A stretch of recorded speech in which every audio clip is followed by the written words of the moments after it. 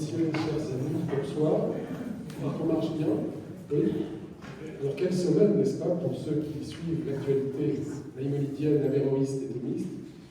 Nous avons reçu jeudi dernier le directeur de Charlie Hebdo, RIS, un partenariat avec l'association montpelliéraine pour un judaïsme humaniste et laïque. Il est venu présenter effectivement son livre. On soit tellement d'auteurs, ce soir une autrice, son film, Ainsi soit-il. Il est parti à la rencontre des trois religions abrahamiques, des trois religions du livre, pour mieux comprendre où tout a commencé, où tout se joue. Et effectivement, il a posé sa caméra dans la ville fondée par le roi David, Yerushalayim, à Jérusalem, en Israël. Alors ce soir, nous avons un grand honneur, celui d'accueillir une belle personnalité.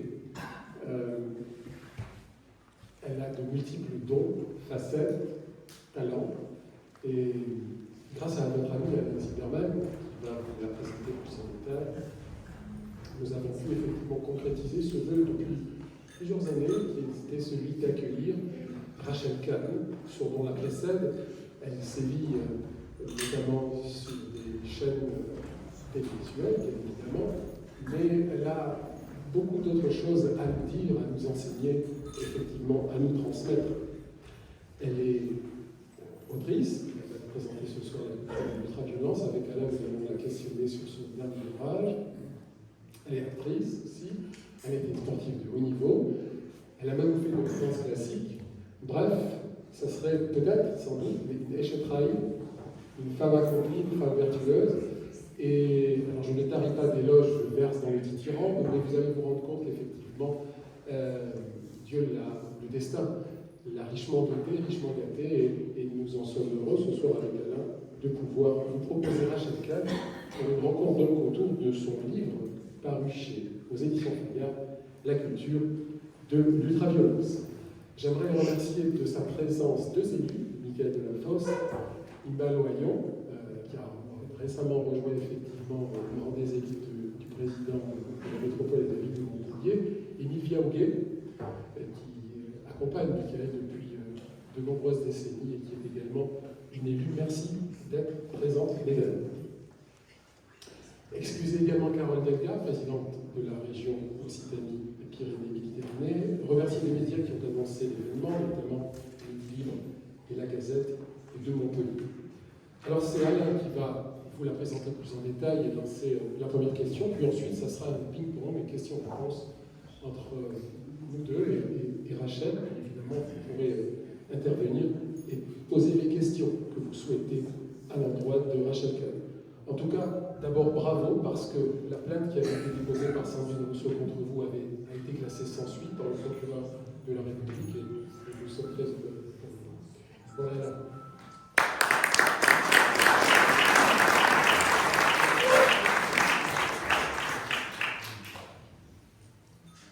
Chère Rachel Kahn, je suis très heureux et vous remercie très vivement d'être parmi nous ce soir à Montpellier, nous qui nous voyons au consistoire central et à l'occasion de voyages en Israël.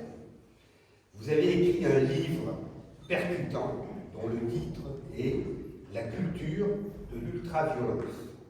Ce livre est percutant parce que vous nous expliquez que la violence est partout, dans les mots qu'on assène ou compter, dans les gestes, dans les silences, les discussions qui s'enveniment, les regards qu'on détourne.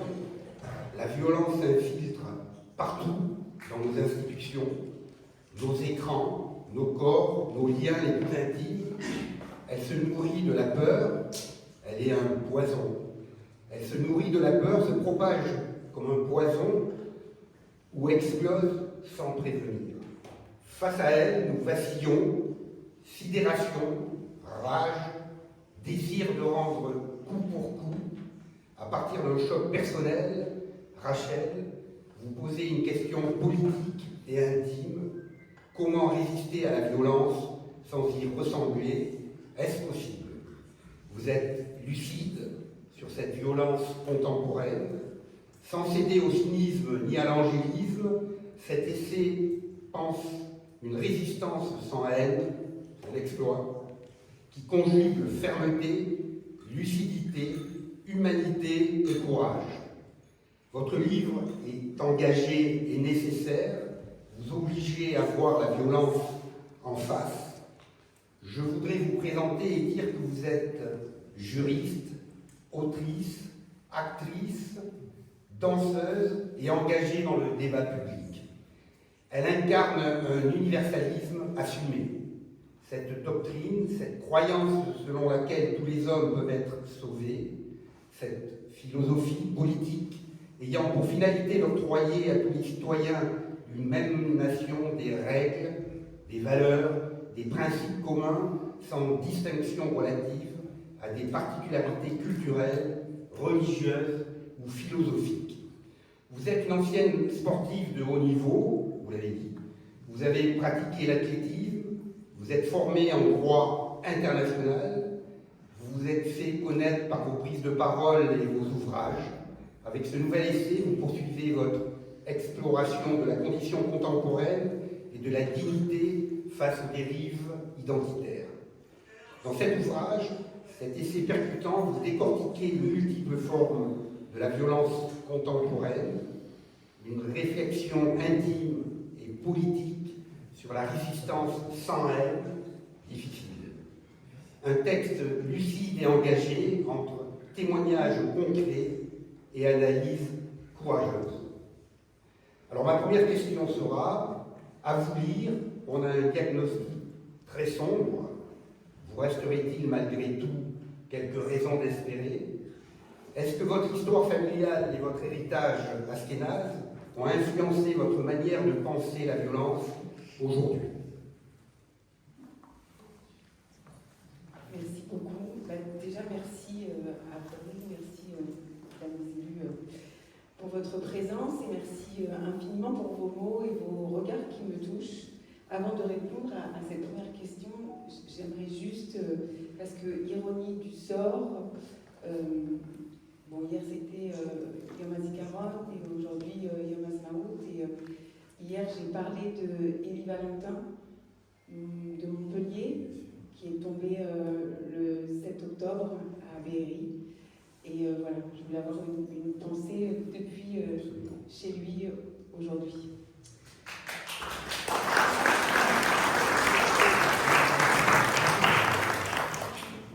Je suis en lien avec sa maman, et comme vous le savez peut-être, je suis marraine du Keren HaYesod.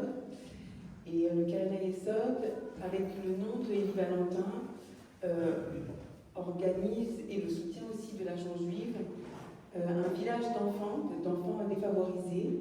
On leur apprend à courir dans le dépassement, dans la vie, pour la mémoire de ce jeune homme parti au combat, parti pour défendre Israël. Et le 4 mai, je serai dans la grande course avec les enfants et auprès de sa maman en Israël. Voilà. Je ferme ma parenthèse, et c'était un petit peu de rappeler sa mémoire. Alors, je vais essayer de répondre à votre question. Déjà sur la question de mon optimisme ou de mon pessimisme, on va commencer Bereshit à l'origine. Mes parents, je crois que mon père d'Afrique de l'Ouest est plus ashkénaze que ma mère en réalité. C'est-à-dire que dans leur amour et dans leur mariage, ils ont échangé dans la compréhension, et en fait, dans cet amour-là, leur identité s'est révélée être l'autre. C'est-à-dire que, je vais vous dire très concrètement, c'est que donc, du côté de ma mère d'origine polonaise, mes grands-parents étaient déportés, ils ont fait beaucoup de camps en France, puis il y a eu Pithiviers, puis ils sont partis en 1942. Ma mère a été cachée par des justes pendant la guerre, et j'ai eu la chance de connaître mes grands-parents qui sont revenus à l'hôtel Lutetia pour retrouver ma mère qui avait 5 ans. Et donc ensuite, il n'était plus du tout question de religion dans cette famille. Et la preuve en est qu'avec leur accent yiddish, mes grands-parents disaient « nous, on ne va plus à la choule parce qu'il n'y a que des Arabes ». Voilà. Et ensuite, non mais ils ne reconnaissaient plus en fait les prières, évidemment, il n'y avait plus de yiddish, quoi. Et ensuite, et voilà. Et mon père, lui, voulait impérativement que mon frère et moi, nous ayons une éducation religieuse. Et donc c'est mon père, sénégalais, gambien, qui a exigé que nous fassions le Talmud Torah. Par amour pour ma mère, pour, à mon avis, recoudre ce lien. Et puis parce que mon père nous a toujours appris que l'origine d'un Français, c'était la bibliothèque. C'était jamais gommer son histoire, mais plutôt la faire grandir avec l'ensemble des livres. Et que comme on avait une famille qui a été tronquée, avec une toute petite famille du fait de la Shoah, puisque tout le monde est mort en camp, sauf mes grands-parents, et bien il fallait recoudre. Et donc j'ai reçu cette éducation religieuse du fait de mon père. Donc c'est pour ça que sur les réseaux sociaux, quand on me dit tu parles toujours de ta judéité, jamais de ton africanité, s'ils savaient à quel point mes parents forment une tresse, comme la chala, vous voyez, comme cette tresse-là, c'est indissociable. Et ma mère, elle, amoureuse de l'Afrique, a refait des sortes de kibbutzim en Gambie. Tous les enfants rentrent en plantant des arbres, des manguiers, des citronniers. Voilà. Bon. Donc en réalité, je crois que pour répondre,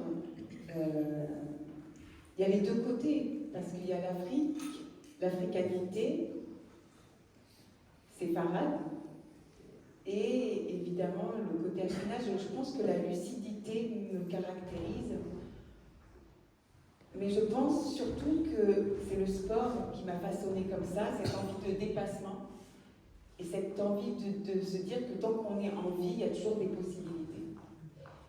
Donc voilà, donc si l'état des lieux que je dresse sur la violence, il est lucide, sans exagérer quoi que ce soit, mais toujours en partant de faits réels.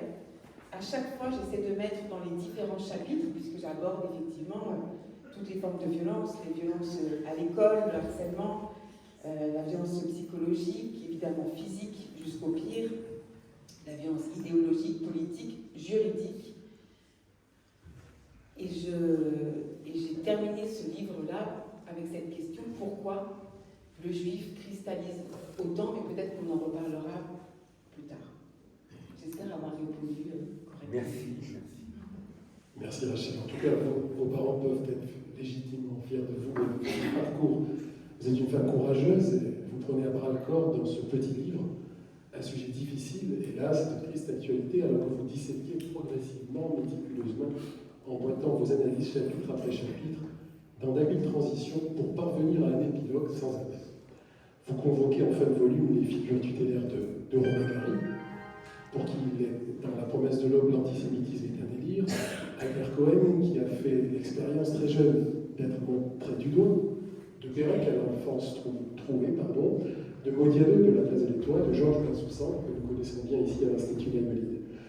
On pourrait ajouter Marc Bloch, ce médiéviste propre, effectivement assassiné, pour qui l'antisémitisme, le définissait ainsi, est un poison contagieux, subtil et polyfiltrant. Il a eu à faire face aux affres de l'antisémitisme et il dira que la judéophobie de ses compatriotes l'aura beaucoup plus marquée que celle des nazis. Il est prochainement panthéonisé par le président de la République, rappelant qu'avec Miguel de la Fosse a été inauguré le pari sur l'université Paul Valéry. L'infortuné Romy Schneider, dans votre ouvrage, ou la magnifique Joséphine Becker, s'ajoute à votre panthéon, sans oublier bien évidemment Léopold Senghor, page 97, La lumière et ma loi, le roi du Maroc, au temps sombre du nazisme, page 122, il n'y a pas de juifs, il n'y a que des Marocains. Camus, un homme, ça s'empêche. Salman Rushdie, page 34, qui a fait la cruelle expérience de Fatou. Alors, ma question, chère Rachel, vous avez fait l'expérimentation amère d'être montré du doigt, rescampé, par les réseaux sociaux dont la lâcheté par l'anonymat numérique n'est plus à démontrer. Comment lutter contre cela, si c'est faisable, contre ces violences verbales sur le numérique? Merci beaucoup et merci d'avoir rappelé tous ces auteurs sur lesquels on s'appuie dans les moments douloureux.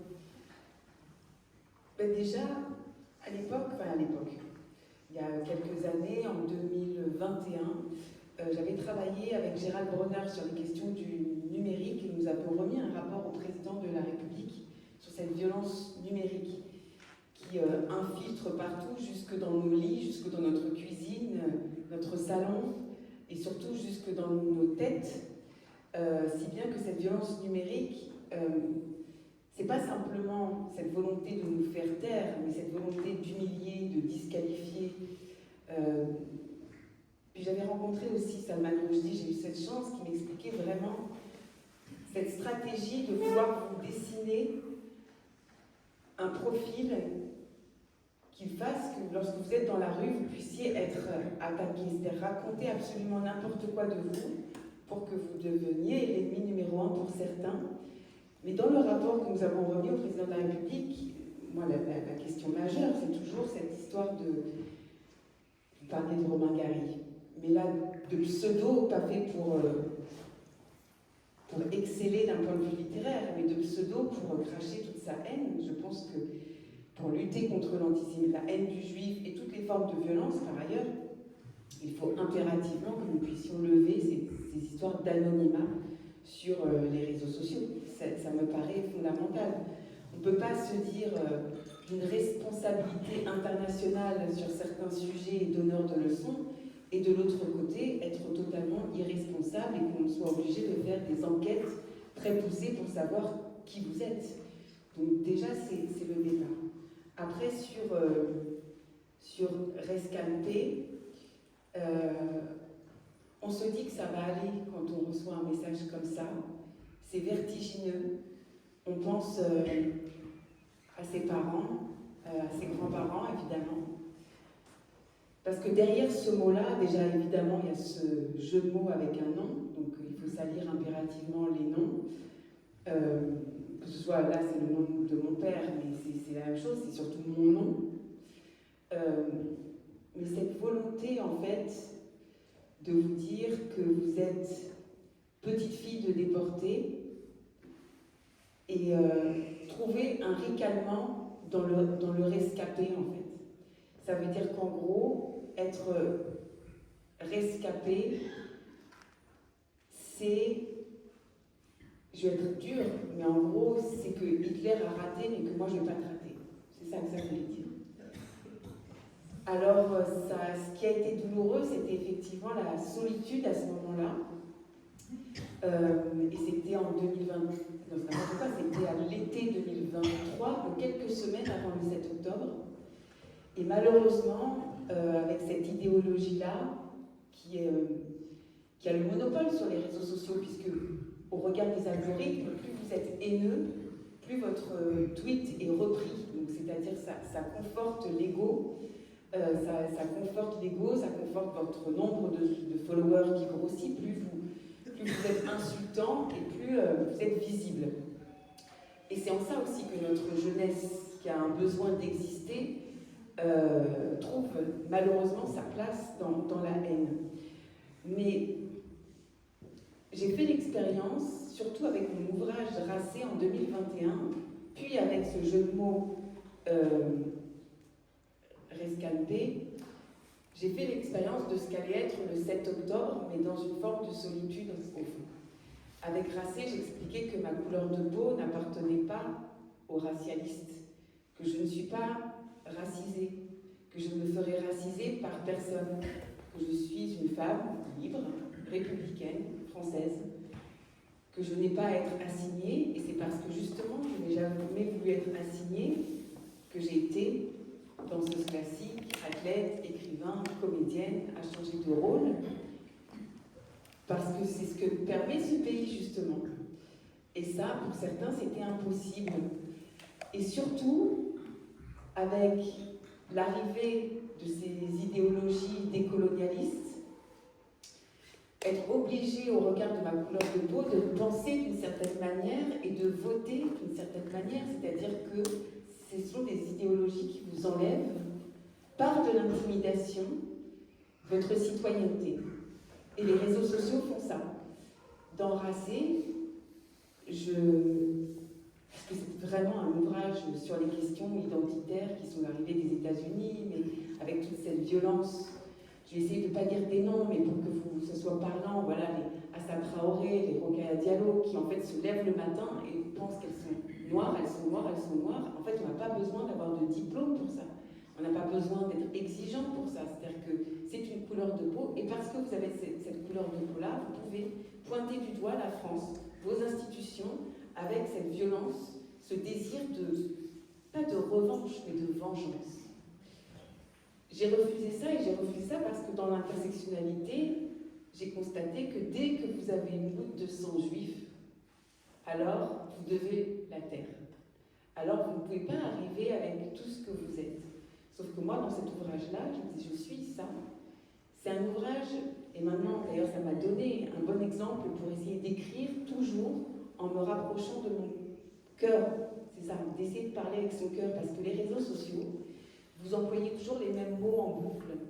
Vous êtes dans un vide de la pensée, vous ne vous rendez pas compte. Même si vous exprimez une idée, à un moment donné, moi, quand j'étais jeune devant moi, je leur disais, mais qu'est-ce que tu penses, toi, vraiment, sans avoir regardé d'informations, en étant juste avec ta propre pensée, en essayant d'aller sur des chemins de traverse en liberté.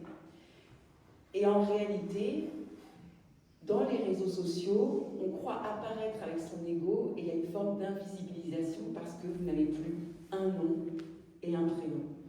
Et déjà, avec cette histoire de lever, j'allais dire de lever d'immunité, mais c'est ça, de lever de voile sur la question de l'identité des haineux, je crois que ça limiterait déjà dans un premier temps la haine en ligne.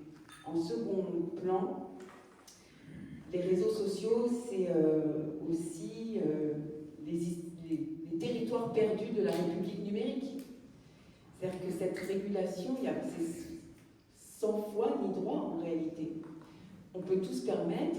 Après, lorsque vous avez des messages de haine, vous faites un petit recours, un signalement, le signalement qui ne marche jamais.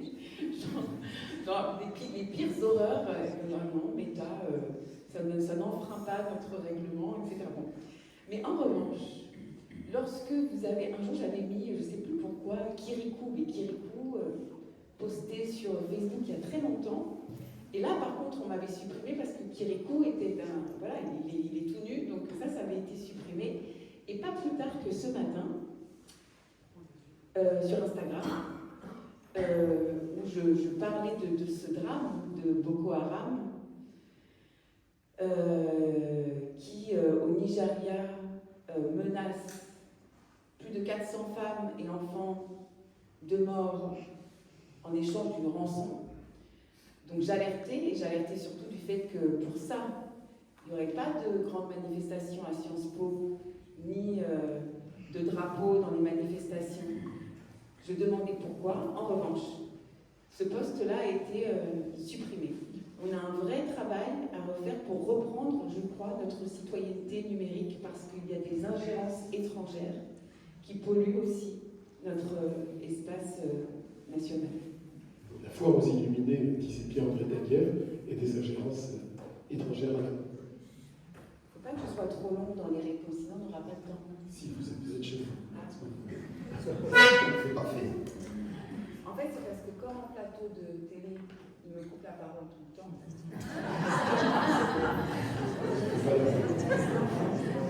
n'ose pas trop. Alors, ma deuxième question, bien sûr, c'est terrible. Tout ce que vous avez dit là est absolument terrible. Dans l'histoire, la communauté juive a souvent, toujours, été confrontée à la violence et aux tensions sociales. Pensez-vous que ce que vous décrivez aujourd'hui réveille des inquiétudes particulières pour notre communauté? Oui, c'est pour ça que j'ai construit ce livre de manière inversée. En fait, évidemment, quand on écrit un livre, on veut aussi peut-être tenter de toucher le plus grand nombre. J'ai voulu parler des différentes formes de violence qui touchent le quotidien. Le fait que parfois, et souvent, et de plus en plus souvent, on s'auto-censure, c'est-à-dire qu'on fait nous-mêmes ce que les haineux ou nos bourreaux nous ont enseigné, comme si on avait été domptés, donc, notamment par rapport à la liberté d'expression, mais aussi par rapport à la laïcité, qui me tient éperdument à cœur. Et donc je finis par cette haine du juif qui en réalité a ouvert la porte à toutes les formes de violence. C'est-à-dire pourquoi la haine du juif cristallise? C'est parce que depuis le 7 octobre, c'est ce qu'on dit, c'est-à-dire on dit après le samedi, le dimanche. Et on le voit aujourd'hui, à quel point tout ce qu'on a pu vivre, ça a commencé le 7 octobre matin sur les réseaux sociaux, puis le 8 avec cette propagande qui s'est infiltrée. On a déjà parlé tout de suite de génocide, d'apartheid, de colonisation.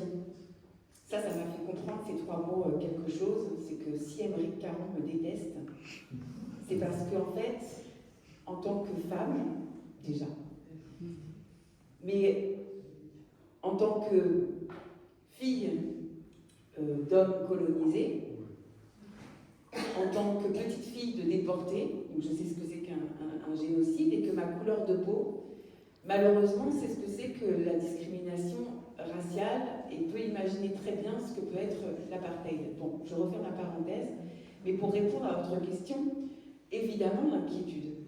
Bien sûr, on est tous là, la seule question qui nous anime, c'est ça dépend des matins. Parfois on se lève séparate, parfois on se lève ashkénaze. Ça dépend en fait, ou même dans la journée. On se dit, est-ce que nous avons encore notre place ici? Manuel Valls disait la France sans les Juifs en 2015, vous vous rendez compte, 10 ans plus tôt, la France sans les Juifs, c'est plus la France. Mais parfois, on habite un pays et notre cœur est ailleurs, et notre âme est ailleurs. Et c'est ça, en fait, le plus douloureux, je crois. C'est-à-dire que lorsque, dans le regard de nos concitoyens, on voit qu'il y a une incompréhension totale et que nous ne parlons plus le même langage, c'est ça qui fait mal. Souvent, après 7 octobre, j'ai rappelé les mots de mon grand-père qui me disait, avec son accent, « ils reviendront ». Je ne comprenais pas bien ce que c'était, mais ils sont revenus effectivement assez vite, et surtout, ils sont revenus avec les réseaux sociaux. Donc ça a déployé une inquiétude, parce que les menaces, elles arrivent. Alors, je ne vais pas vous donner une solution. Après, vous me posez une question, mais la réponse, c'est qu'une réponse intime. Tout dépend de nos parcours de vie. Après, je sais qu'on a la France dans le cœur et qu'on a envie de se battre pour ce beau pays. Voilà, j'ai découvert un petit peu Montpellier. C'est vrai que moi, je suis tourangelle. Et de voir cette ville, cette histoire, cette salle ce soir, c'est quelque chose. L'histoire du judaïsme en France, c'est quelque chose. Je pense qu'il y a de la place ici, si dans les programmes scolaires, c'est pas simplement une question de Shoah qu'il faut apprendre, mais c'est une question d'histoire des Juifs en France, d'histoire du sionisme, et de réapprendre à nos petits le chemin de la bibliothèque. Après, c'est vrai que, je ne vais pas vous mentir, d'un point de vue intime, personnel, je vais le maximum en Israël, parce que je sais que sans Israël, les citoyens français ne seraient pas des citoyens français, aussi. Passer de l'enseignement du mépris à celui de l'estime, je disais, plus encore de l'enseignement de la méconnaissance à celui de la connaissance. Et effectivement, aujourd'hui, on revoit souvent les Juifs à la Shoah ou Israël, pourtant leur présence s'inscrit, remonte à des temps immémoriaux, s'inscrit pleinement dans l'évolution de l'ère hexagonale présente depuis 2000 ans. Ils ont ensemencé les contrées traversées jusqu'à Tours, et ici à Montpellier, on n'avons de cesse que de le rappeler à l'Institut Maïmonide avec les municipalités. Ils ont joué un rôle important de transmission du savoir entre l'Ibérie musulmane et la chrétienté féodale. Et c'est important de le rappeler parce que, effectivement, ça peut contribuer à une meilleure perception du juif, mais d'une manière plus large, on se rendra compte que finalement, ce qui unit est beaucoup plus grand que ce qui divise. Alors on reviendra sur la plus vieille haine de l'histoire et ses formes renouvelées de l'antisémitisme païentique à l'antisionisme actuel ou au trop-plein de Shoah, cher Rachel. Concurrence victimaire, on a parlé du révisionnisme et du négationnisme, il y a aussi la concurrence des mémoires, qu'un sinistre humoriste a surfé pendant longtemps. À propos effectivement de ces concurrences victimaires. Mais les vraies victimes, ce sont les Afghanes, les Iraniennes, vous dites page 96, trahison de la démocratie, page 98, réserve électorale, page 103. Est-ce que par l'éducation, donc, la culture, la bienveillance, la courtoisie, le soin, toutes ces vertus que vous égrenez, page 55, qui ont tendance finalement à être moins perceptibles aujourd'hui, on parviendra à des temps meilleurs? Oui, et puis le rapport à la loi, parce qu'en réalité, notre rapport en tant que juif, notre rapport à la loi, notre rapport à la Torah et à la loi, et d'ailleurs le préambule de la Constitution, la Déclaration des droits de l'homme et du citoyen, mis dans un écrin, c'est vraiment les tables de la loi, mais version républicaine, donc c'est le même dessin. Et c'est vrai qu'on est confronté à une telle méconnaissance des choses que lorsqu'on nous fait des leçons de droit international, par exemple, on sait très bien où prend ses sources le droit international, quand on étudie ne serait-ce qu'un petit peu.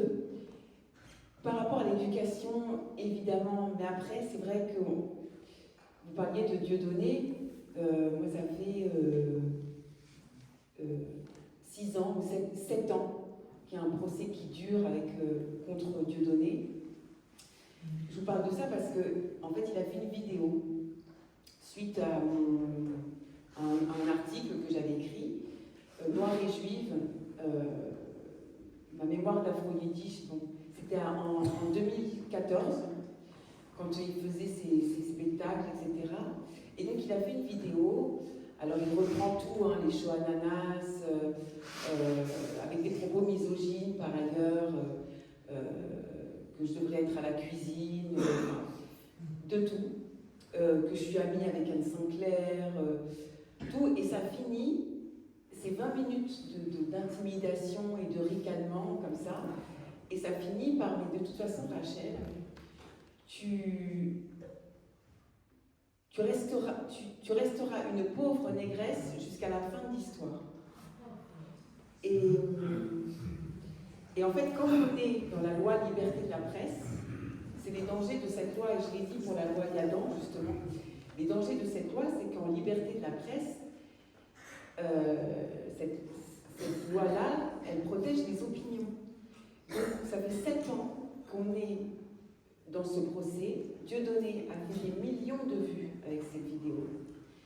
Et c'est ce pourquoi, par rapport à notre jeunesse, quand le ricanement est facile, quand on n'a pas besoin de bosser, quand on n'a pas besoin d'exigence, simplement de ricaner en pointant du doigt quelqu'un, et que de l'autre côté, on a une cour d'appel, avec un président de cour d'appel, qui vous rend une jurisprudence, parce que je le répète, la loi, le droit, il se fait avec la loi, mais aussi avec la jurisprudence.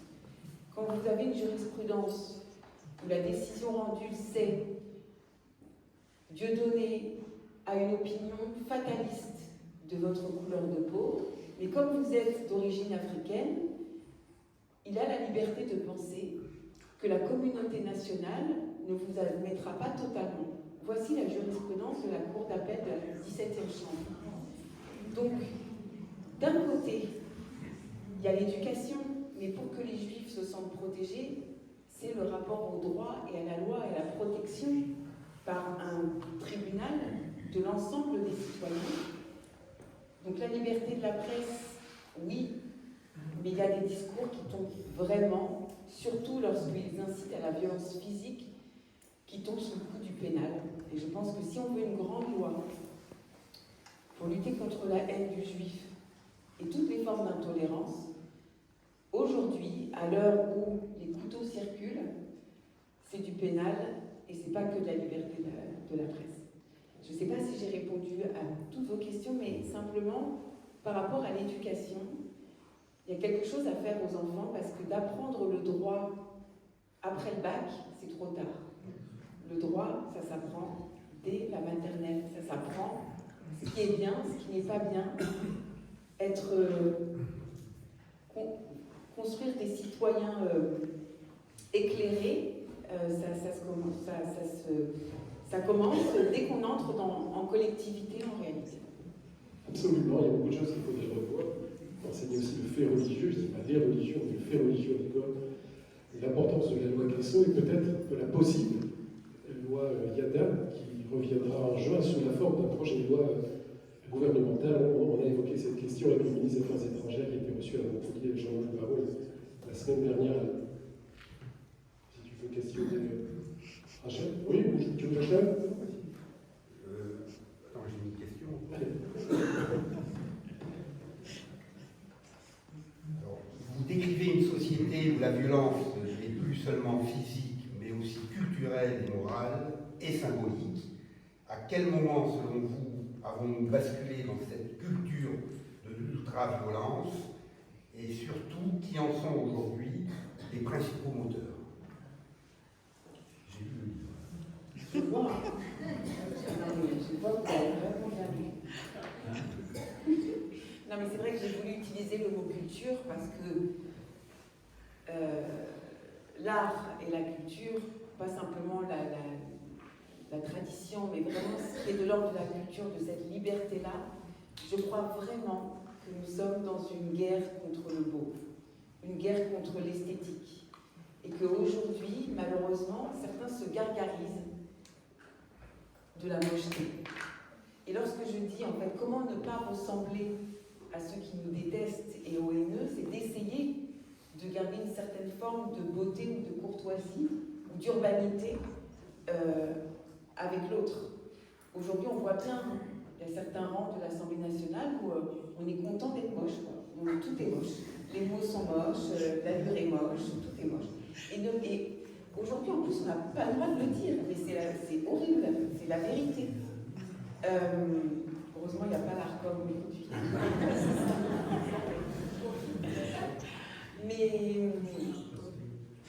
mais en fait, ça me fait penser à ce que disait Victor Hugo sur le beau. Il a écrit un tout petit livre, je vous le conseille vraiment, sur l'utilité du beau.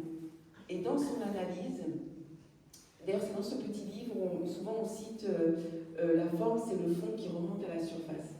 Parfois il n'y a pas de surface. Mais dans ce livre, il y a un rapprochement en fait entre la vérité et la beauté. Un artiste, c'est quelqu'un qui tente de trouver dans sa vérité quelque chose qui puisse illuminer le monde. Pour moi, les artistes, et je le répète très souvent, sont les législateurs de l'ombre. Ils doivent justement découvrir des choses comme les scientifiques découvrent des choses, mais les artistes mettent un regard là où personne ne voyait ça. Moi, j'ai du mal lorsque des artistes, par exemple, sont racialistes. Ils arrivent sur scène et ils vous disent qu'ils sont noirs, par exemple. Ben oui, ben on a vu. C'est très triste, des artistes qui n'arrivent plus à créer vraiment, c'est-à-dire avec cette prise de risque-là. Et le fait qu'on soit justement sur ces réseaux sociaux, où on voit à quel point, si on ne rentre pas dans les rangs, si on n'arrose pas l'herbe là où elle est déjà mouillée, eh bien on peut se faire ostraciser justement. Il y a des moteurs et malheureusement le milieu culturel, moi j'étais conseillère culture de Jean-Paul Huchon, j'étais à la région Île-de-France pendant une dizaine d'années, où il me laissait en liberté, c'est-à-dire qu'on a pu créer Rock en scène, on a pu participer au financement d'énormément de compagnies pour le Festival d'Avignon, le Festival de Cannes, des productions, etc. Quand j'ai vu que la petite Mia, otage, 55 jours, n'a pas pu monter les marches avec son ruban jaune au Festival de Cannes, quand je vois ce qui s'est passé à Avignon, avec ce palestinisme, qui, je le répète, n'est pas un peuple, n'est pas une religion, mais qui est une idéologie mortifère, morbide, qui fracture notre société. Quand je vois aussi ce qui s'est passé à Rock en scène, et d'ailleurs la présidente de la région a arrêté les financements de Rock en scène, puisqu'il y avait des groupes qui étaient complètement pro-Hezbollah, pro-Hamas, je crois que c'était Hezbollah. Ouais, Hezbollah. C'est vertigineux parce que nos enfants, nos petits, nos plus jeunes, on leur dit mais vas-y, va au cinéma, va découvrir autre chose. Et malheureusement, dans cette autre chose, a été colonisée par une pensée qui veut détruire le monde libre. C'est ça qui se passe en fond. Et c'est vrai que les moteurs, ils sont à différents endroits, ils sont évidemment politiques à la France insoumise, mais aussi dans le monde culturel, dans le monde de l'audiovisuel. Et moi, j'ai vraiment, comme beaucoup aujourd'hui, du mal avec des financements publics, nos impôts qui financent la haine et des discours haineux. En façade, les discours vont se dire antiracistes, pour les femmes, etc. Moi, j'ai très envie d'écrire une lettre à Madame Ernotte pour lui dire pourquoi, en tant que femme noire, je ne suis jamais invitée sur le service public, par exemple. Donc, c'est pas la question de femme, c'est pas la question de noir, c'est pas la question d'arabe, c'est pas ça la question. La question, c'est d'être en phase avec une idéologie qui raconte absolument n'importe quoi, en tout cas, qui est en guerre contre le beau et contre le réel. Parce que quand Jean-Luc Mélenchon nous dit tout blanc, tout moche, moi si j'avais dit ça par exemple à l'antenne, tout blanc, tout moche, je ne sais pas si ça serait passé. Très sincèrement. Alors que c'est vrai, tout blanc, tout moche.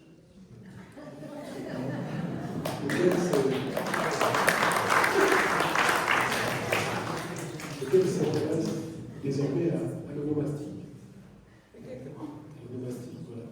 Alors j'aimerais que vous reveniez, mais que vous soyez largement exprimé, notamment sur les réseaux sociaux, mais pas seulement sur la loi Yadan. Elle part d'un bon sentiment, et justement, LFI a tout fait pour bloquer le passage de cette loi, et finalement elle va réapparaître en juin prochain sous la forme d'un projet de loi gouvernemental. Mon positionnement sur cette loi, sur ce projet de loi, c'est simplement parce que j'aime pas dire ça, mais parce que je suis victime d'antisémitisme, que j'ai cette affaire par rapport à Dieudonné, qu'il y a eu l'affaire Rousseau, effectivement vous l'avez rappelé, le procureur de la République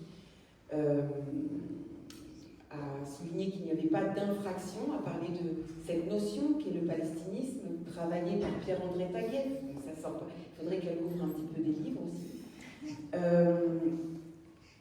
Et puis surtout, une affaire importante qui arrive pour moi, et je crois pour beaucoup de personnes, qui arrivera devant le tribunal correctionnel le 6 mai, c'est l'affaire Aymeric Caron. Aymeric Caron, j'ai l'impression que j'ai un palmarès de...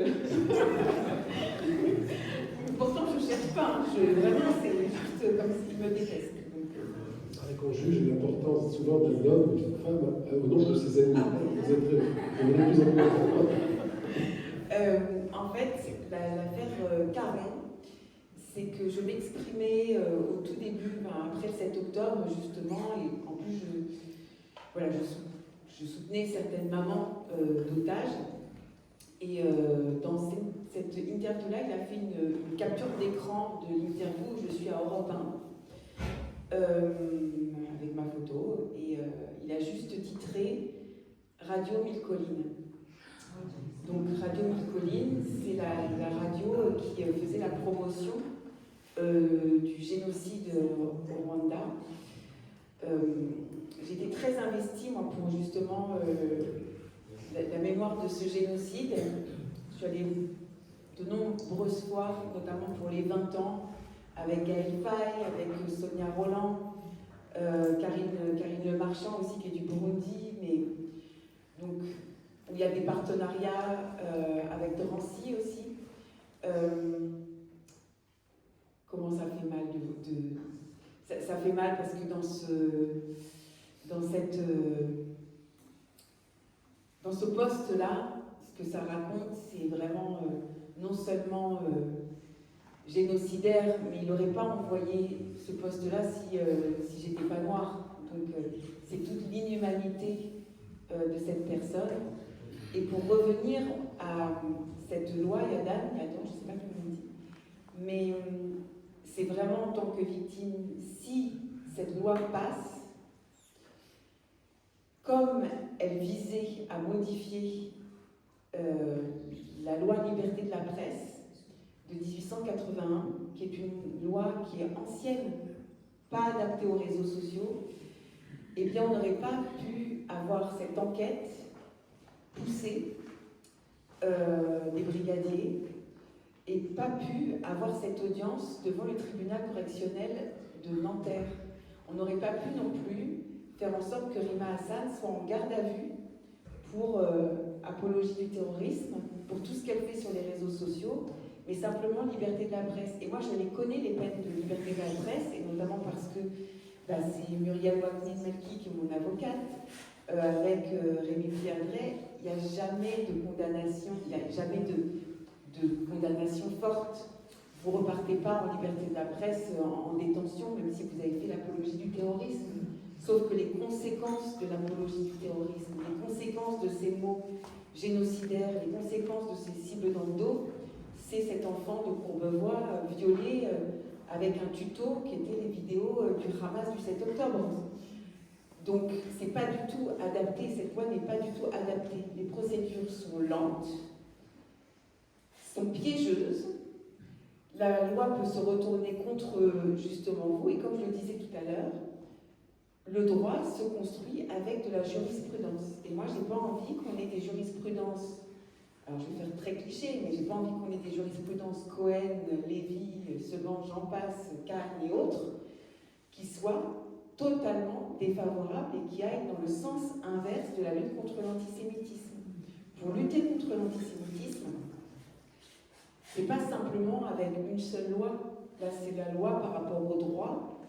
Oui, il y a des nouvelles formes d'antisémitisme. Oui, maintenant, on sait que l'antisionisme, qui a les mêmes cibles que l'antisémitisme d'ailleurs, l'antisionisme, ça touche les schools, ça touche les écoles juives, ça touche la liberté d'expression par rapport à Israël, mais c'est une éducation depuis le plus jeune âge, avec une éducation dans les actes.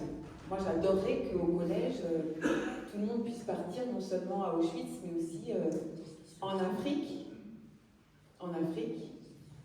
que des petits qui ont perdu leur repère en France, qui pensent que la France, c'est pas leur pays, mais quand ils se retrouvent en Afrique, notamment en Afrique du Nord, ou en Afrique de l'Ouest, ou ailleurs, dans l'Afrique francophone, sentent bien que c'est pas leur pays. Alors, comme ils se sentent ni français, ni du pays de leurs parents, ils ont trouvé un pays fantasme, qu'est la Palestine.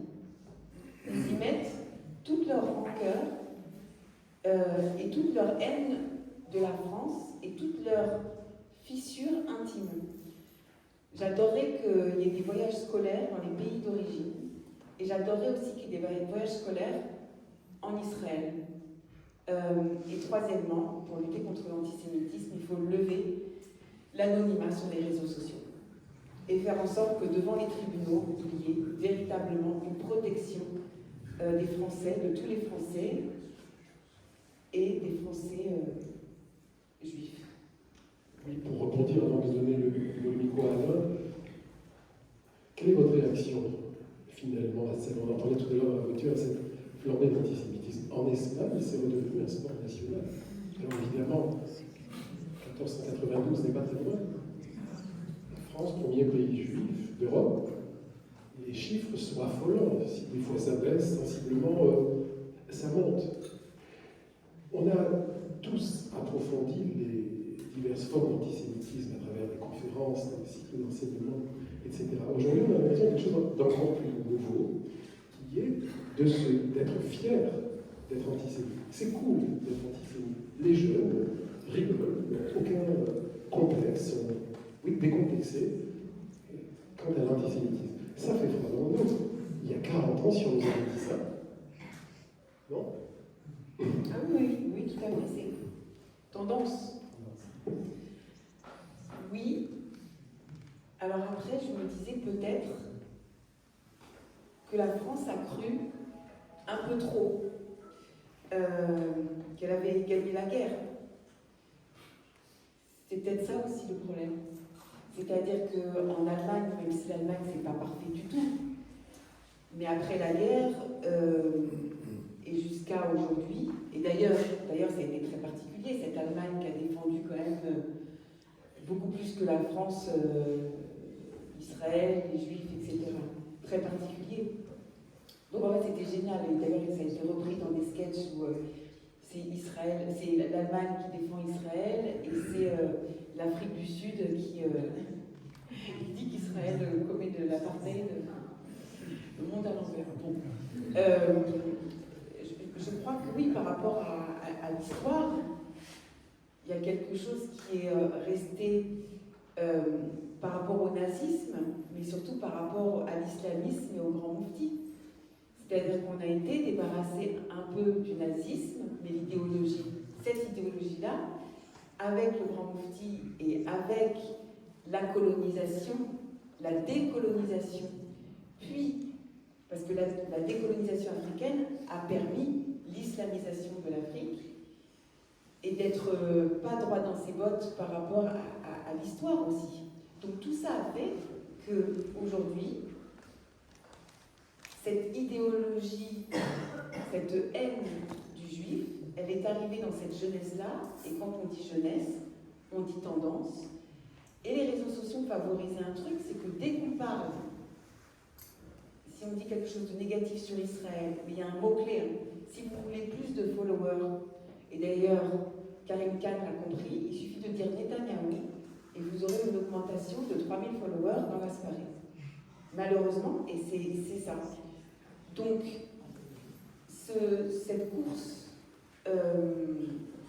cette course aux followers, cette sacralisation de la haine et se donner un grand frisson, c'est-à-dire se faire croire, c'est ce mot, qu'on est des résistants, alors même qu'on a cette idéologie islamiste héritée de la guerre, c'est là où les cours d'histoire seraient nécessaires. Tout comme une autre problématique, l'esclavage arabo-musulman en Afrique. C'est-à-dire qu'on n'en parle jamais. Il a été retiré de la loi d'Oguera, qui reconnaît l'esclavage en tant que crime contre l'humanité, perpétré par l'Europe, mais les 13 siècles d'esclavage en Afrique noire, ce qui peut expliquer aussi cette idéologie qui est venue après, encore plus forte, après les indépendances en Afrique, ce racisme arabo-musulman, on n'en parle jamais. Et c'est comme couper finalement, effacer, écrire l'histoire avec une gomme, par clientélisme. Et il est là le danger, parce que vous avez des enfants qui sont colonisés mentalement par cette idéologie morbide. Et c'est triste à voir, parce qu'on ne peut pas parler avec ces personnes. Et cette infiltration, pardon, je finirai là-dessus, mais sur l'entrisme des frères musulmans, sur ces clubs de sport, ces soi-disant structures culturelles, de cinéma et autres, où on vous dit on va montrer le cinéma français tel que la société est, etc. Ou à l'intérieur, il y a des choses qui se passent, financées par nos impôts. Mais c'est d'une extrême dangerosité. Et ce qui se passe également en Europe aussi, enfin, en Europe je parle au sein de l'Union européenne, avec cette idéologie, pareil, qu'on a laissé entrer, tétanisée pour ne pas offenser. Tout a été très très bien orchestré, c'est une véritable méthode qui est à l'œuvre. Alors si le judaïsme a été entre la théorie de la substitution et la falsification, on a l'impression qu'aujourd'hui, c'est un petit peu Israël. On pourrait débattre des heures sur ce triste conflit du Proche oriental, où deux peuples s'entre-déchirent, mais on a l'impression qu'effectivement, Israël est devenu le juif des nations. Alain, si tu veux poser une question à Rachel. Pas spécialement une question, mais un constat. Le constat est grave. Georges Frêche, grand homme politique que nous avons eu à Montpellier, me disait il y a 15 ans, attention aux îles Berlin, faites attention, ça peut revenir. Absolument. Et il disait d'ailleurs aussi, oui, une différence entre l'antisionisme et l'antisémitisme. L'épaisseur d'une feuille de papier à cigarette. L'épaisseur d'une feuille de papier à cigarette. On va revenir à votre ouvrage, à la violence, évidemment, ce vocable leitmotiv. Un exemple de violence extrême qui s'inscrit dans la conférence de ce soir, le procès qui s'ouvre autour de l'assassinat au couteau à Saint-Jean-de-Luz, dans un établissement scolaire effectivement, avec un professeur d'espagnol en 2017, le jeune veuf avait esquissé des pas de danse lors lors de l'enterrement. Des espoirs dont se sont emparés des artistes, dont Julien Clerc pour la tristement belle chanson, effectivement, le parvis. Il tourne, il danse sur les pavés du parvis, il tient l'absence. Vous voulez rebondir dessus?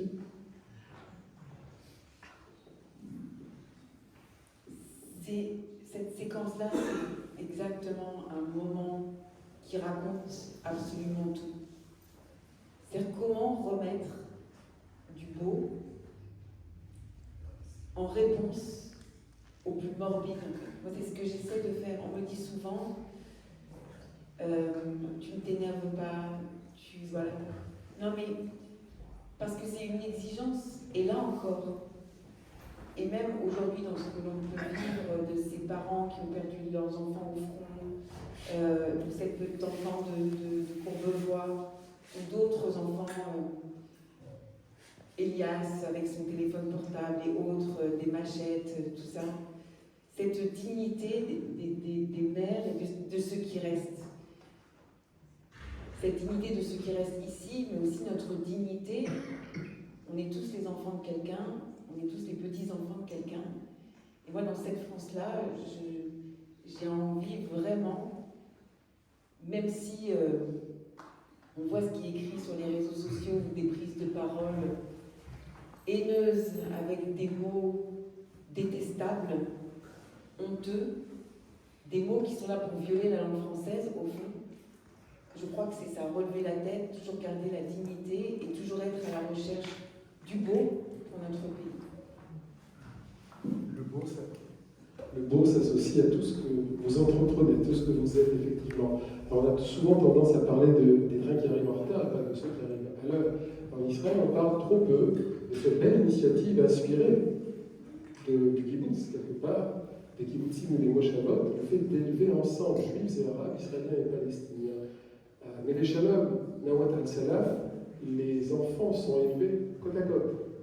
Et ça porte ses fruits. Bon, on en parle si peu, ça ne l'intéresse pas. C'est bien dommage. C'est exactement ce qui avait été fait d'ailleurs en lien avec Israël au Rwanda. C'est exactement ce qui avait été fait à l'époque.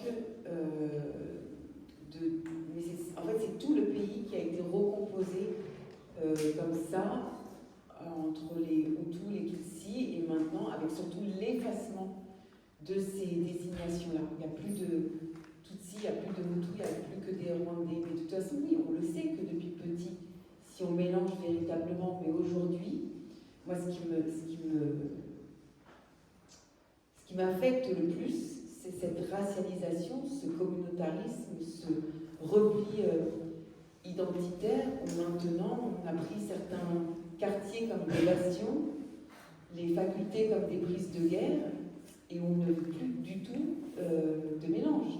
En réalité, on veut nourrir le racisme pour mieux finalement se donner un fonds de commerce et dire que les gens sont racistes. En fait, c'est ça. C'est-à-dire que si on met véritablement fin au racisme et à l'antisémitisme, ce qui est possible, eh bien on met fin aussi à toutes ces personnes qui font du racialisme, du racisme et de l'antisémitisme des sièges à l'Assemblée nationale. Pardon, c'est un peu dur, mais c'est ça. Ou bien à l'Assemblée nationale, ou bien à la tête d'associations qui reçoivent des budgets, etc., et qui se font une place médiatique. Alors, finalement, quel est le meilleur système? Le système français républicain, où Luc Ferry disait on laisse à la maison sa kippa, sa croix, son croissant, et on est un bon citoyen. On a tout dit, mais en fait on n'a rien dit. Et c'était prôné en 2007, je crois, par Ségolène Royal. Ou alors l'affirmative action, le multiculturalisme anglo-saxon, que prenait Sarkozy sur le modèle anglo-saxon, canadien, américain, australien.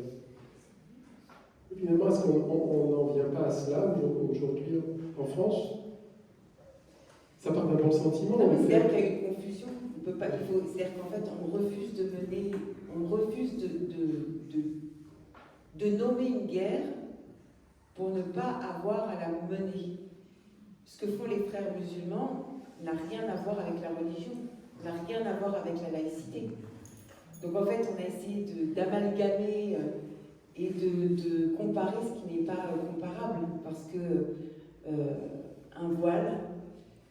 n'est pas du tout Magen David ou une croix.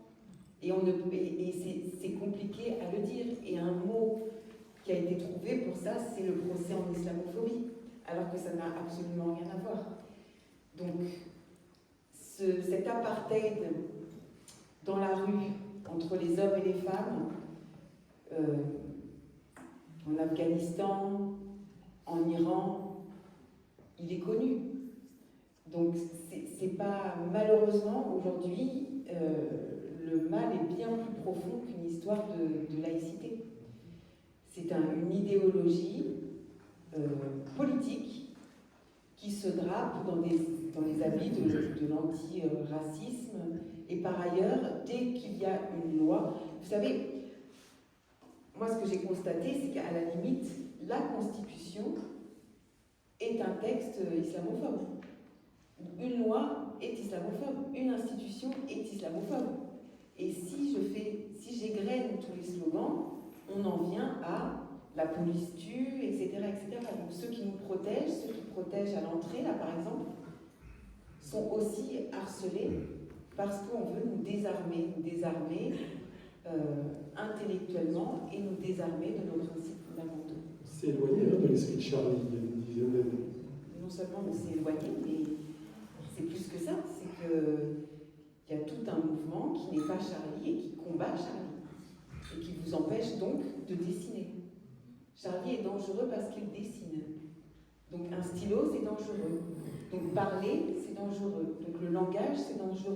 Donc un point de vue, c'est dangereux.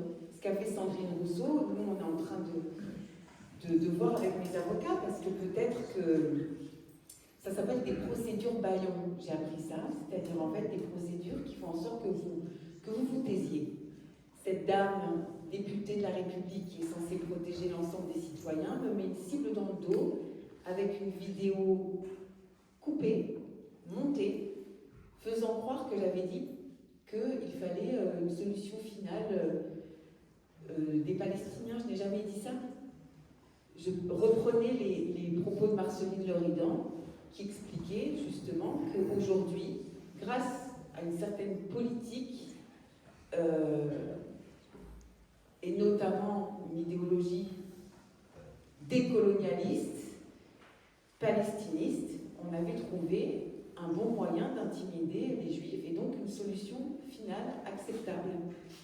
Donc oui, l'esprit Charlie, ben non, parce que c'est vraiment le nerf de tout ce que l'on peut subir aujourd'hui, qu'on soit juif ou pas par ailleurs. Parce que comment faire un programme, je pense à la démocratie, parce que ce qui est attaqué, c'est ça, c'est notre démocratie. Comment faire un programme politique aujourd'hui en étant libre de sa pensée?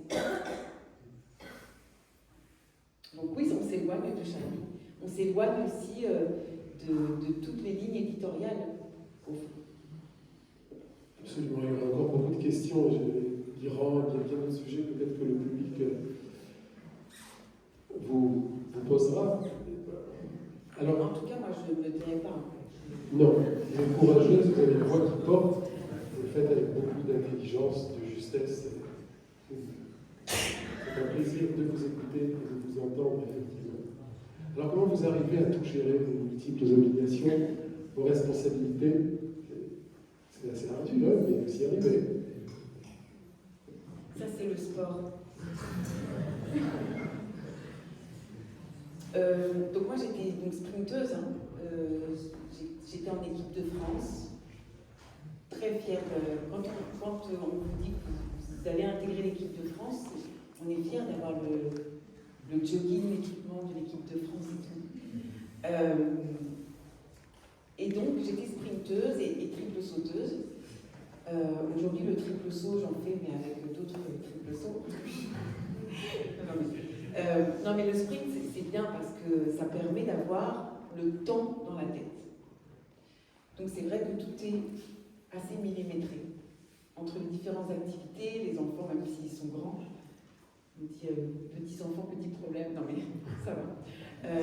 Chasvé Shalom, ça va. Mais c'est vrai que c'est un chronomètre. Après, j'essaie un maximum de me nourrir aussi, c'est-à-dire de trouver des temps vraiment pour la lecture, pour aller voir des choses, et surtout pour mes voyages en Israël ou en Afrique. Merci Rachel. Je pense que le public est sous votre charme, tout comme Alain et moi. Merci Et beaucoup. il lui tarde effectivement de vous questionner, de vous poser des questions, peut-être même juste une intervention. Alors, la première étant toujours la plus ardue, pas la seconde question. Les gens sont timides, alors la seconde, c'est quoi? C'est sûr.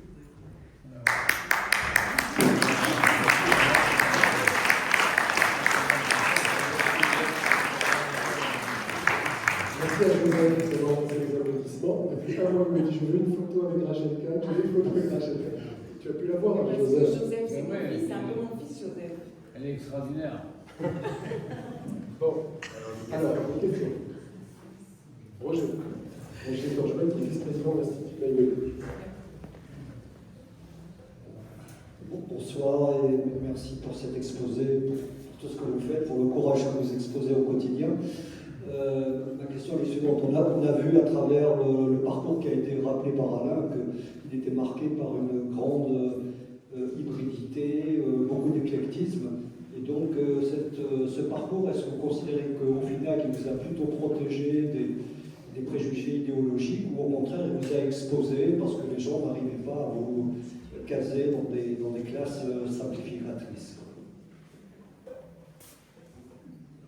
Donc c'est très intéressant. Parfois, je me demande pourquoi je fais tout ça, parce que franchement, c'était plus simple. Non, mais je crois. Alors, je pense que intimement, ça m'aide beaucoup. C'est-à-dire, je parlais de la danse classique. Moi, je suis fascinée. C'est-à-dire que pour moi, cette exigence-là, ce travail-là, ce dépassement-là, l'athlétisme, aller s'arracher, les entraînements 10 fois 200 mètres, finir KO, en PLS, l'exigence. En fait, ça me fait penser à cette phrase de Gainsbourg: je connais mes limites, c'est pourquoi je vais au-delà. Je crois que c'est. Je ne sais pas si c'est du courage, mais en tout cas, vivre sa vie pleinement, avoir une signature en mouvement, se lever le lendemain toujours différente de la veille, grandir en fait, vivre. Et je crois que c'est ça ma recherche, vivre. Parce que beaucoup n'ont pas eu cette chance de vivre dans l'histoire. Et oui, je pense que ça m'a... En fait, ça a desservi ceux qui m'ont mis dans des cases, puisqu'ils ne m'ont pas pris. Et je pense qu'ils m'en veulent parce qu'ils aimeraient bien que je rédige leur programme aujourd'hui, mais malheureusement, on n'est pas compatibles. En tout cas, les racialistes, ces idéologies totalitaires, qui sont pas des partis politiques, mais des mouvements politiques où on ne vote pas. Parfois, effectivement, on ne prend pas, notamment, je pense, dans des émissions ou des choses. Et c'est dommage parce que j'aurais fait plus d'audience que ce qu'ils ont. Mais Ça vient. ouais, non, mais ça fait mal comme ça sur le coup, mais ça c'est peut-être une blessure, peut-être narcissique ou quoi, mais en tout cas je suis contente parce que tous les matins, je peux me regarder droit dans la glace en étant et en restant libre. Voilà.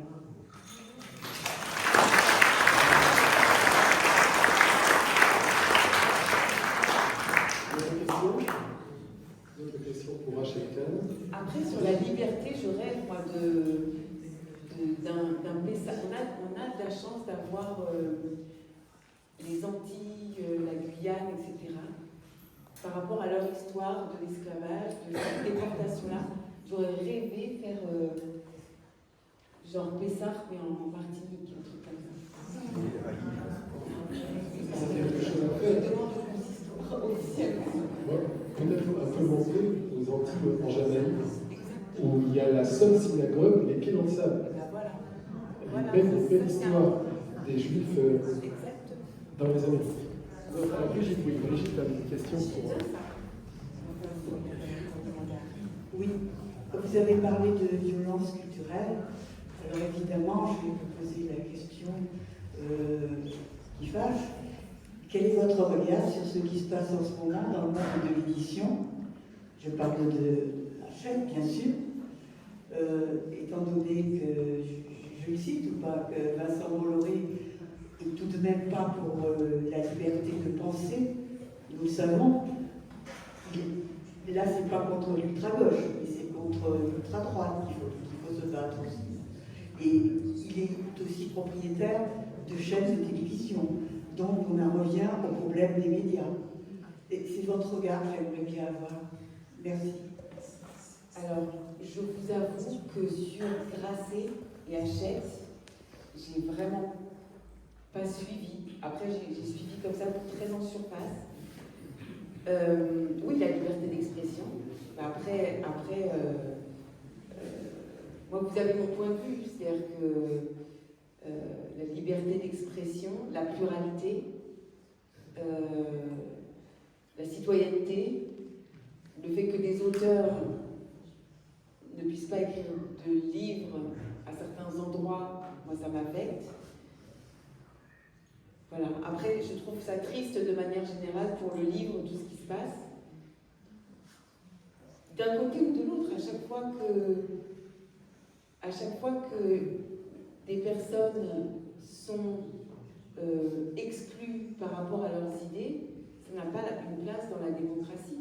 Et malheureusement, aujourd'hui, dans les médias, j'ai dû être invitée une fois à France Inter, par exemple. Vous voyez, tout est bizarre, en fait.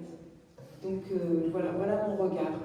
Mais par contre, je me pencherai sur j'ai pas suivi du tout, parce que j'étais... Ce qui est intéressant, j'étais beaucoup dans la guerre. Pardon. Ce qui est intéressant, c'est la réponse de Vincent Bolloré, Oh, ben, je l'ai pas lu. qui fait allusion et à Nora et à Oliver, et allusion à leur fait allusion à leur idéité à Nora et à Oliver. D'accord. Dans sa réponse, mais dans son plainte, c'est l'idée. Il y a des... Voilà, c'est ça. Donc, nous sommes tous embarrassés. Le livre, c'est son domaine à Brigitte, pas seulement parce qu'elle est au sein du conseil d'administration de Séphari, mais parce qu'elle a fait... Vous l'avez dit tout à l'heure, ça remonte au calendrier, mais quand même une belle thèse de doctorat sur Amazon. Voilà. Une autre question pour notre autrice. Non, madame. Merci beaucoup. J'aurais besoin, Rachel, de quelques éclaircissements sur les termes qui sont utilisés.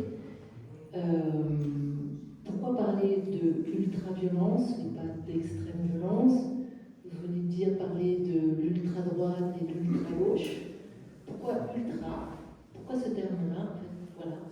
Ça, c'est la première chose. Et la deuxième chose, je voudrais aussi que vous clarifiez qu'est-ce que c'est le palestinisme, parce que je n'ai jamais entendu ce terme avant.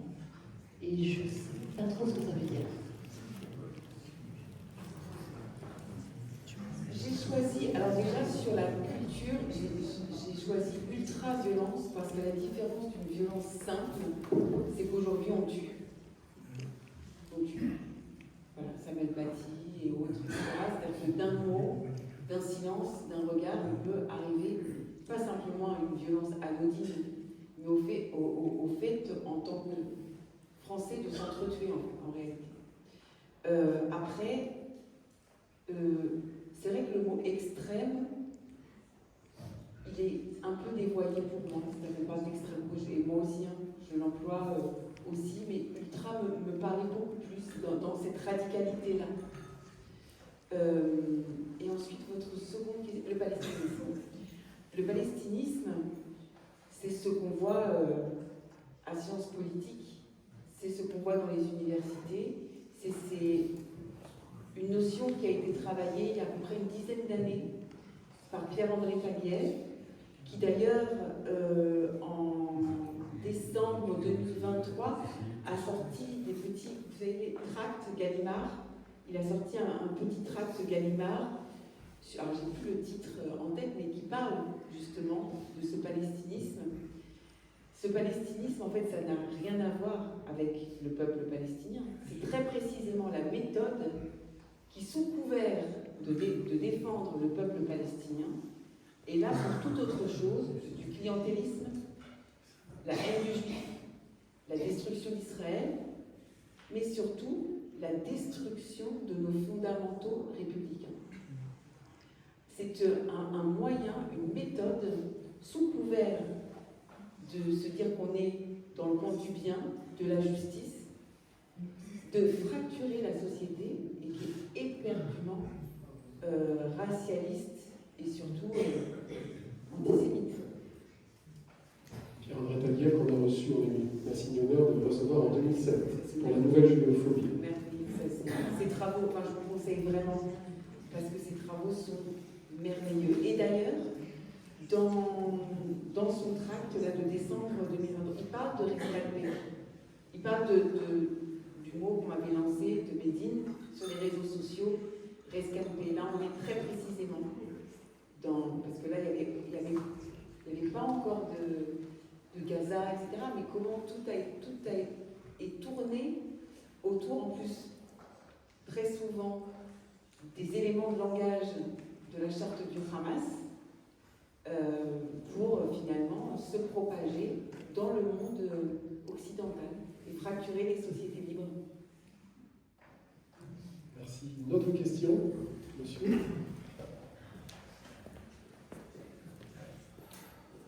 Bonsoir. Il y a eu de la violence à un très haut niveau depuis très longtemps en France, pas qu'en France. Quand on regarde la presse, dans les années 1900, il y avait des mouvements politiques, il y avait des trucs très graves qui se passaient. Ça n'a pas vraiment changé, on va dire, les choses. Après, maintenant, ça se passe par l'intermédiaire des réseaux sociaux, où c'est plus facile parce qu'on est anonyme. Mais dans les années 30, l'extrême droite était très méchante. Dans les années 50 aussi, on voit qu'il y a toujours ce fond de violence dans une partie de la société. Voilà. Je partage un peu, mais la différence aujourd'hui, c'est que ça touche pas c'est pas des mouvements politiques en fait. C'est-à-dire que c'est depuis l'école, avec nos enfants qui sont harcelés. Avant, on mettait son sac, c'était fini, on voyait ses copains un petit peu, le goûter, etc. Aujourd'hui, c'est WhatsApp, Snapchat, c'est du harcèlement scolaire depuis petit. Et notre réponse à ça en tant que parents, on dit ne réponds pas, ça va passer. Donc déjà, on apprend à nos enfants à se taire, parce qu'après, ça va monter encore en violence. Le nombre de suicides de nos enfants, on a vu des collégiens, des lycéens, on est dans ce climat-là. Et puis ça touche après toutes les générations, jusqu'aux personnes âgées, les viols de grand-mères maintenant. C'est de ça dont je parle, c'est-à-dire que c'est pas simplement des histoires de gauche, droite, etc. C'est vraiment toutes les formes, toutes les générations, tous les milieux sociaux, et quel que soit l'endroit où on se trouve sur le territoire. Et c'est très particulier, effectivement. Les réseaux sociaux, en étant avec ce téléphone, eh bien, jusque dans nos maisons, en tout cas psychologiquement. Et puis après, il y a aussi une violence sur les morts. Alors, il y a eu toujours, mais l'arbre d'Ilan Halimi, maintenant on se met à tronçonner des arbres. Le symbole est extrêmement violent. Joseph. C'est mon chouchou, Joseph. Vous êtes content, hein? Vous êtes son chouchou. D'abord, je voudrais vous féliciter. Tout ce que vous avez dit, c'était parfait. Chaque fois que je vous entends à la télé, c'est vraiment une joie énorme. Vous êtes une des rares, malheureusement, à défendre les Juifs et Israël en ce moment en France. Et c'est inquiétant. Et voilà, je voulais vous dire et je voulais vous remercier pour ça et vous dire de continuer parce que vraiment on a besoin de vous.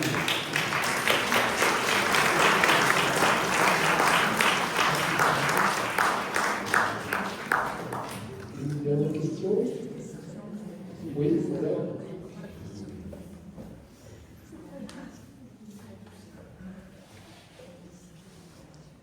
En vous écoutant, temps, il y a une tension fondamentale qui a grandi en moi entre la complexité de votre pensée et les références culturelles multiples, historiques, artistiques auxquelles vous avez fait référence.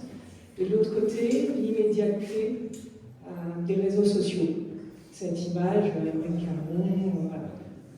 Comment fait-on pour défendre une position complexe, avec une histoire, avec des différentes peaux, un peu comme un oignon, face à cette immédiateté du monde dans lequel on vit et de la force des réseaux sociaux, a fortiori pour nos enfants? Ça, c'est la question fondamentale. En réalité, c'est énormément de travail.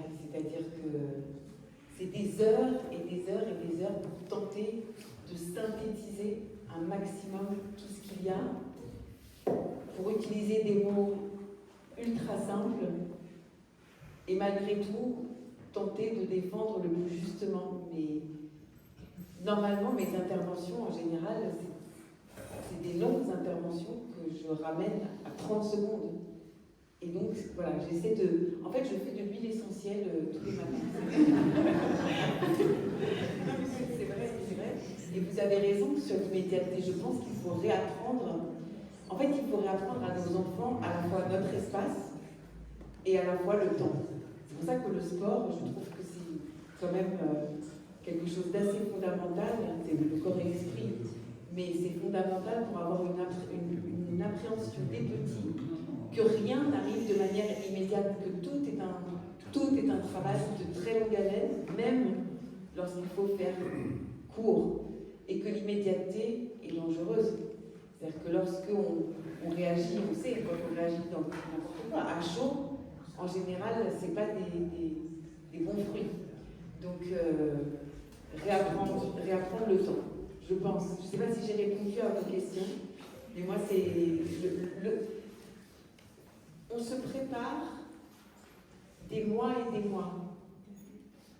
L'hiver, à faire des côtes. Des côtes, c'est quand on est comme ça, à courir sur des 400 mètres, etc. Pourquoi pour un 60 mètres en salle qui va durer 7 secondes 5? Et en fait, c'est ça. Réapprendre à nos enfants que tout est un temps long, même si on va avoir des fulgurances de temps, justement parce qu'on a envie d'avoir des fulgurances de temps en temps. L'esprit sain dans un corps sain. Notre ultime question pour Rachel Kahn. Moi, j'avais juste une question. Oui.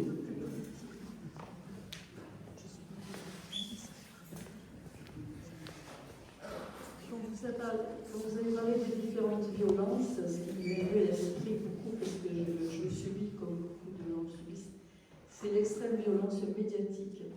C'est pour ça que quand vous arrivez sur un plateau, c'est une bouffée d'oxygène. Mais il y a des chaînes, je ne serai ni nom ni chaîne, mais il y a des chaînes où c'est extrêmement violent. En ce moment, particulièrement par rapport à Israël, où il y a, si vous voulez, je réfère un peu à la faute des Juifs de Kolokniki, vous voyez. C'est-à-dire qu'il y a toujours ce retour, cette espèce de complexe qui fait que, quoi qu'il se passe, quoi qu'il arrive, les faits sont zappés, et c'est toujours la faute des mêmes. Voilà. Donc, je voulais savoir, moi je pensais à cette violence médiatique extrême, qui nous pénètre aussi énormément. Enfin, nous, on a un esprit critique, mais moi, je me dis, qu'est-ce que ça peut faire sur les esprits? Voilà. Et qu'est-ce que vous pouvez faire, vous? Ce que je tends, effectivement, la violence médiatique, elle est terrible. Elle est évidemment, mais ça, par contre, parce que on parlait des ingérences. Alors, c'est pas forcément des ingérences étrangères, il y a des ingérences étrangères, mais surtout des ingérences de la colonisation mentale de certains. Déjà, en être conscient, moi je tente de répondre à ma mesure, mais je crois que... Voilà, moi je ne suis pas là. Je crois que normalement les journalistes ils devraient aller sur le terrain. En fait, c'est ça le problème. C'est que parfois j'ai l'impression que cette violence, pourquoi elle se décuple? Parce qu'en fait, ils répètent ce qu'ils ont entendu ou ce qu'ils ont lu sans forcément vérifier les choses. Et effectivement, c'est catastrophique, et avec une idéologie derrière. Donc, on n'a pas des journalistes qui sont là juste pour les faits, etc. Donc, malheureusement. Et puis, il y a cette immédiateté où on veut tout de suite, on court après le buzz, on court après, au lieu de courir après la vraie information, c'est-à-dire que là, par exemple, je vous ai parlé de Boko Haram tout à l'heure, on sait maintenant, au regard d'un rapport, que le Hamas prend en échange de denrées alimentaires humanitaires pour les femmes, bon, les viols, esclavage sexuel, etc., pour 100 shekels et tout ça. Il y a le rapport qui est sorti. J'en ai entendu parler nulle part. Nulle part. Donc en fait, effectivement, il y a ces choix, qui ne sont pas des choix, c'est pas des choix éditoriaux, c'est des choix idéologiques. Et je sais qu'on n'est pas nombreux, pas nombreux, mais la plus grande des familles aussi, je crois. Donc on se soutient beaucoup plus que de l'autre côté. Je regarde ça aussi quand même, pour rester positif, mais je sais que c'est violent. La culture de l'ultra-violence de Rachel Kahn aux éditions Fayard. On va l'applaudir chaleureusement.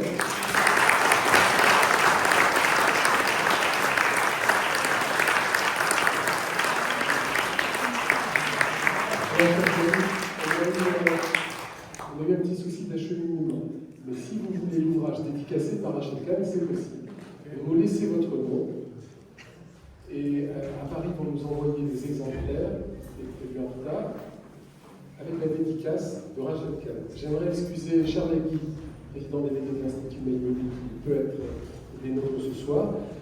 Suivez notre actualité. On a un beau mois de mai, le 12, bon pas parce que je fait la conférence sur la Shoah à Montpellier, mais parce que le 26, on va accueillir l'une des historiennes qui fait autopsie sur la Seconde Guerre mondiale et la Shoah, dans la personne Tanet Becker. Voilà, mille merci.